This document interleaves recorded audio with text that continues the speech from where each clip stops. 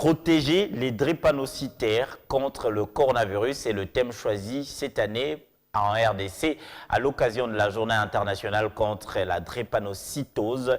Le patient, une fois en contact avec le virus, peuvent développer le symptôme thoracique, une complication classée comme première cause de mortalité chez les malades. Parmi les gestes barrières pour freiner l'expansion du coronavirus, il en est un qui est fondamental, rester chez soi. Ce geste est capital, particulièrement pour les personnes vulnérables comme les drépanocytaires. Ces derniers sont appelés à respecter les 10 règles d'or pour un drépano, mais aussi les mesures d'hygiène pour éviter des complications telles que le syndrome thoracique, première cause de mortalité chez les patients drépanocytaires.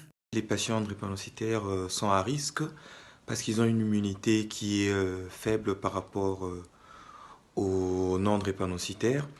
Du coup, l'infection virale sera très grave chez eux. Ils risquent de faire des anémies qui va nécessiter des transfusions, mais en plus, une complication très grave qui est le syndrome thoracique.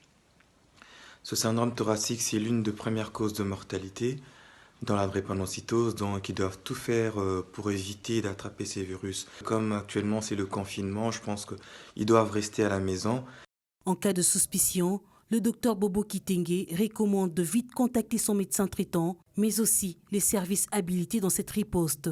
S'il y a suspicion de Covid-19 chez leurs enfants ou aux patients drépanocytaires adultes, d'entrer en contact avec la cellule de crise qui est à Kinshasa, mais d'informer aussi son médecin traitant pour voir comment essayer de manager avec eux. Parce que, comme vous le savez, il faut ne pas prendre les anti-inflammatoires non stéroïdiens, chose que la majorité de nos patients font quand ils ont de la fièvre ou ils ont des douleurs. Donc du coup, il faut prendre seulement le paracétamol, être en contact avec votre médecin traitant et puis l'unité de prise en charge de crise de Covid-19 pour voir dans quelle mesure poser le diagnostic le plus rapidement et commencer une prise en charge selon les protocoles actuels. Les drépanocytaires ne sont pas les seules personnes vulnérables durant cette période de pandémie. Il y a aussi les personnes âgées, celles souffrant d'une maladie cardiovasculaire ou respiratoire, les diabétiques, mais aussi les personnes ayant le cancer.